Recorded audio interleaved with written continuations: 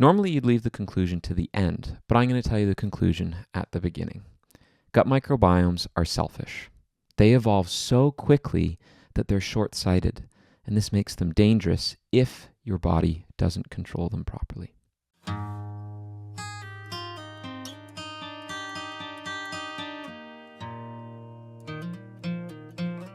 In this simulation, microbes are the yellow circles, and everything else is a nutrient object the microbes can eat. Every time a microbe gets enough energy to reproduce, there's a small chance for a mutation.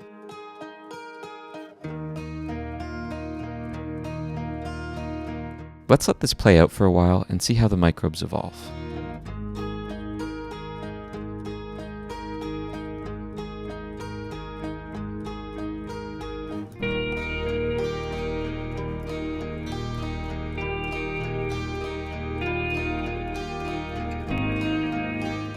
These microbes are evolving, but aside from their shifting colors, you can't see the changes. Because what's evolving isn't these microbes' sense of direction or movement, it's their metabolism. To see these changes, we have to dive into the microbe's genes, explore the nutrient economy of a gut, and come to terms with an evolutionary pace that is so fast, it can change your microbiome within 1 year of your life. Welcome to the world of gut microbiome evolution. But how did we get here? Ever since I started my PhD, I wanted to make a simulation of a gut microbiome evolving in real time. But I've never had the skills to make it happen. Like, I could tell a programmer what to do, but on my own, there's not a chance. But then the world changed. With the release of ChatGPT 4.0, skills weren't quite so essential.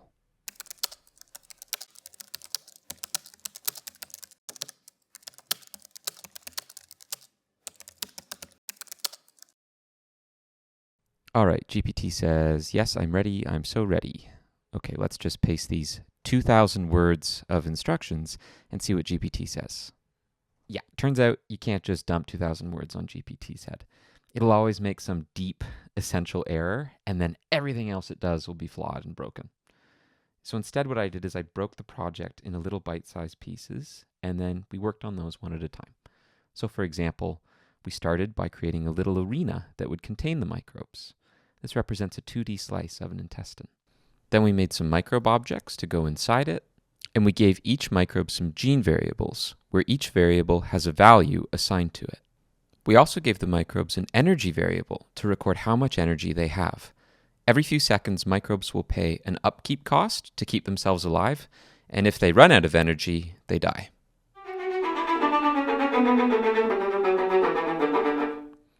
That's sad, so let's also make it so that if the microbe's energy rises above a certain value, it reproduces.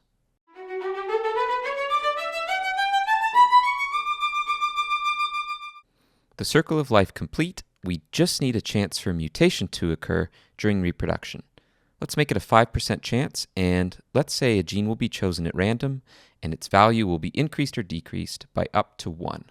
It felt weird looking at all these microbes and not knowing which of them were mutants, so I asked GPT to write some code to change the color of the microbes by a small amount if they mutate. So if we do get a mutation, we can recognize that microbe and all its offspring as a new species by their color. There's one more thing we need. In a real gut, the microbes are quite mixed by intestinal contractions. Here's an image of real microbes in a mouse gut, where each colored particle represents a different species. Look at how well mixed they are. So to imitate this, we decided to apply a random force to every microbe every few seconds or so. You may have also noticed this time controller, which we added to speed things up or slow things down. So things were coming along pretty well, and I was even beginning to get used to GPT as a programmer. One thing I didn't expect was how good GPT would be as a troubleshooter, which is good because there was a lot of situations we ran into where GPT didn't know the answer. It would get confused or it just couldn't figure it out. But if I typed, how can we troubleshoot this? What different sections of the code could we test in isolation? If I did that, GPT always had a good suggestion, and it would always tell me how to do it. So we were doing together what neither of us could do on our own. After a few days' work, we were close. The only thing we hadn't incorporated was the nutrient objects. In our simulation, there are 5 different nutrient types, organized into 2 metabolic pathways. Whenever a microbe metabolizes a big diamond, 3 little diamonds are produced. And whenever it metabolizes one of those, 2 blue rods are produced. Same for the triangles. Now, these represent real pathways inside your gut, one for complex carbohydrates and one for complex proteins. Whenever a microbe metabolizes a complex carbohydrate, simple sugars are produced. And whenever complex proteins are metabolized, amino acids are produced.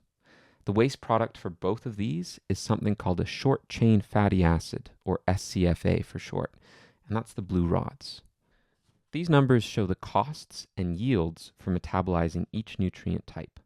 So for example, to metabolize a complex carb, microbes have to pay 200 energy, and they get nothing for it. But once they do that initial work, they get access to a juicy glucose molecule, which costs 300 but yields 600. They also get a little bit of energy for metabolizing short-chain fatty acids.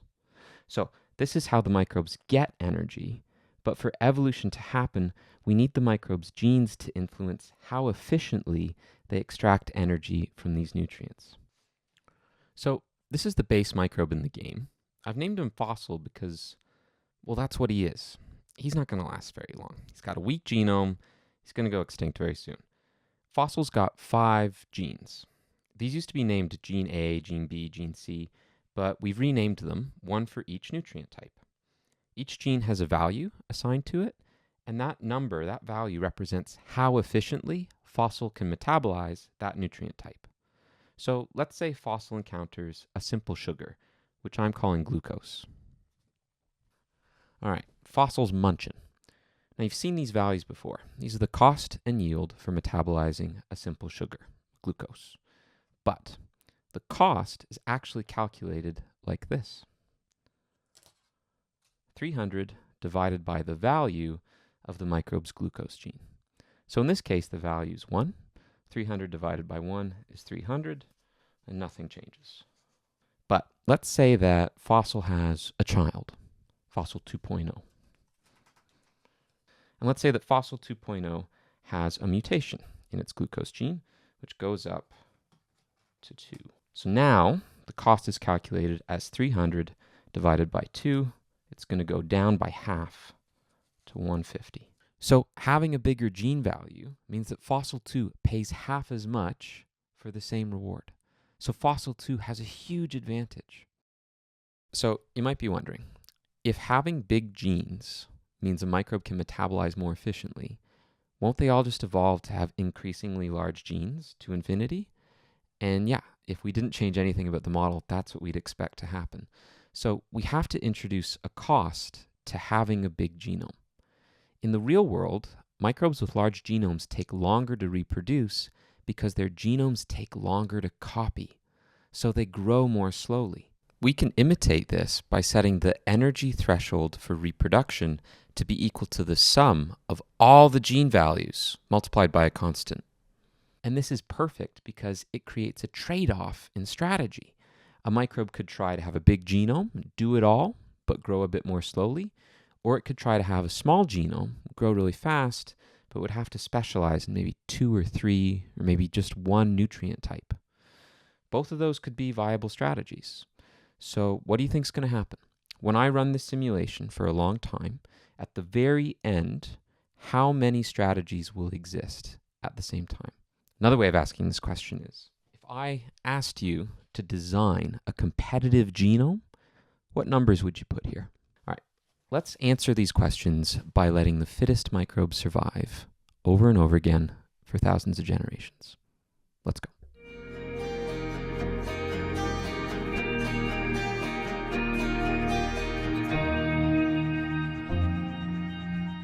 All right, it's been 92 hours of simulation time. Let's stop this and take a look at some genomes.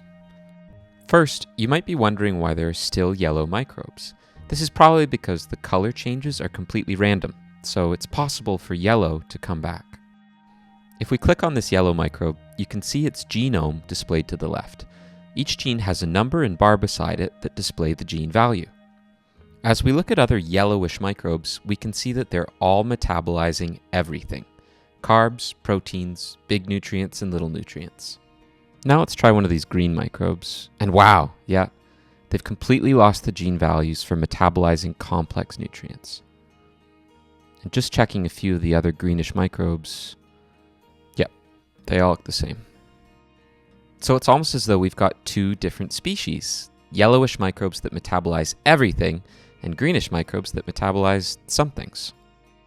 All right, so seeing the final result is cool, but I'd love to know how many different strategies were tried and how long it took the starting microbe to split into two different species. So I've made a little graph that plots our microbes onto 5 axes, one for each gene. This is called a PCA plot, and here's how it works. Let's place the starting microbe in the center, and let's say it has an offspring that has a mutation increasing its glucose gene. That offspring would be placed higher on the glucose axis like this.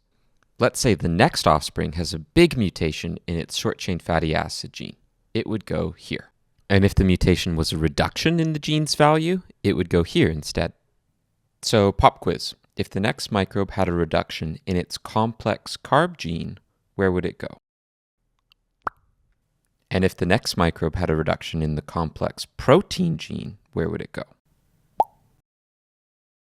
And this is what it looks like when you plot every microbe that ever existed in the simulation's 92 hours. You can really see how all these genomes are split into two main groups. The greenish group on the left that can't metabolize complex nutrients, and the yellowish group that can. Yeah, it's a great graph. I love this graph. But instead of looking at all the microbes at once, let's watch this plot as the simulation unfolds, frame by frame. Let's watch evolution as it happens.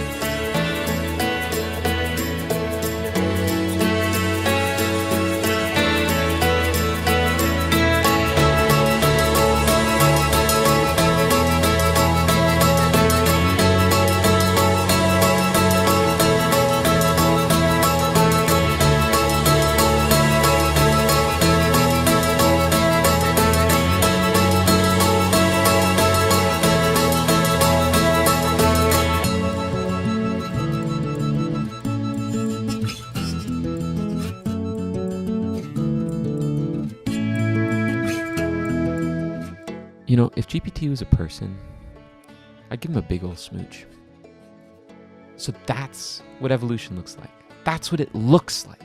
Mutation, starting from a single genome, always branching off and exploring new strategies, exploring the local genome space. And natural selection, always pruning it back, saying, nope, nope, come back. So cool. Okay, we got one more experiment to run. Let's see if these microbes will help their host if they're given the chance. We're going to add a 6th gene called Symbiosis factor. So this gene represents something that the microbe does that is good for the host. Maybe it makes a vitamin that we need, or it produces a molecule that gives us energy. What do you think will happen to this gene when I run the simulation? All right, it's been 31 hours. Let's slow her down and look at some genomes. And the gene is gone. Gone, gone, gone. All of the colors, it's gone. Gone, gone, gone. So within 6 hours of starting the simulation, the average gene value of Symbiosis plummets to 0. So that means that for every microbe, the Symbiosis gene was not helpful. In fact, because it went to 0, that means it was detrimental. Microbes were getting rid of it. And if a mutation brought the gene back, it was quickly snuffed out again. This seems weird, but remember that having more gene values in total slows a microbe's growth rate. So a microbe can't afford to carry around a gene that helps the host but doesn't do anything for the microbe. And this is what I meant when I said gut microbes are selfish. Selfish because they have to be selfish. If they bring in a gene just for the host, some selfish microbe will come along with a smaller genome and outgrow them. So selfishness will always win, even if it means neglecting the host. So this leads us to a paradox. If gut microbes are so selfish, why are they helping us? Why do they do good things for us? Because they do good things for us. So how can both of these things be true? Something is forcing your microbes to be good to you. What is that thing? What is forcing them? It's you. Your body manipulates, extorts, controls, extracts benefits from your gut microbiome every hour of every day. You know how in popular science there are a few misconceptions that are really common? Like the idea that humans only use 10% of their brains, or the idea that the tongue has different taste regions, sours at the front and bitters at the back. I don't know what it is. Gut microbes being these intrinsically beneficial angels that just want to come down and bless you with their goodness, this is also one of these misconceptions. Your relationship with your gut microbes is more like the relationship between oxen and an old farm. Like, they're not going to pull the plow for you. You've got to get in there and lead them with a carrot or crack a whip. And if they're not plowing the farm for you,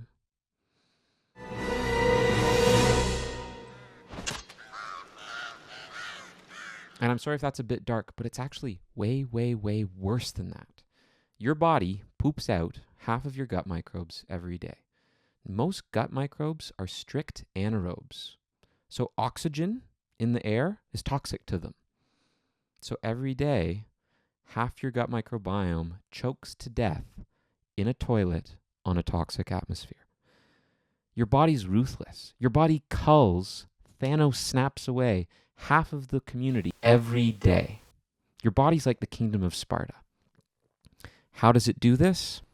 To find out, you could start with these two fantastic papers by Connor Sharp and Kevin Foster & Co.